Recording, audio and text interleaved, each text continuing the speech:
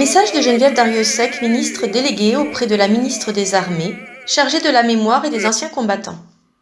11 novembre. La fin des combats de la Grande Guerre a marqué les consciences et imprégné les mémoires. Événement qui transcende le temps et franchit les générations. Nul besoin d'ajouter une année ou un millésime.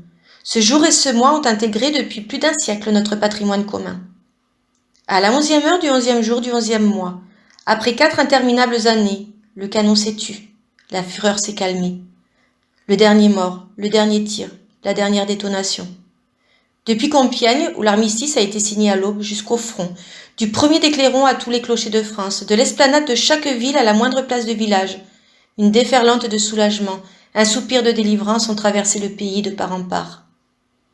Derrière l'allégresse, derrière le tricolore flottant aux fenêtres et les Marseillaises triomphantes, partout le deuil, les blessures inguérissables, les ruines matérielles, morales et humaines qui se sont installées pour longtemps. Des mères et des pères qui n'ont pas retrouvé leurs fils, des fratries qui n'ont pas retrouvé leur père, des épouses et des époux qui ont perdu l'être aimé. Le pays est traversé par la sourde évidence que rien ne sera plus jamais comme avant.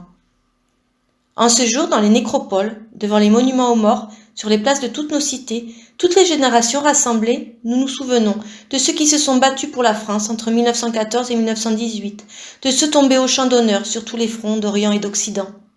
Nous nous souvenons du combat valeureux de tous ceux qui, venus des 5 continents, ont défendu un sol qu'ils n'avaient auparavant jamais foulé.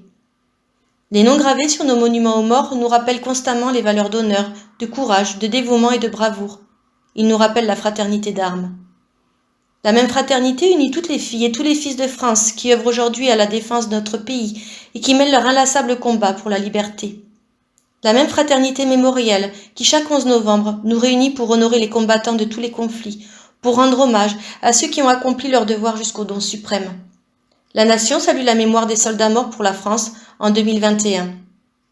Aujourd'hui, dans un même mouvement, la France reconnaissante fait cortège au cercueil d'Hubert Germain jusqu'à la crypte du mémorial de la France combattante au Mont Valérien.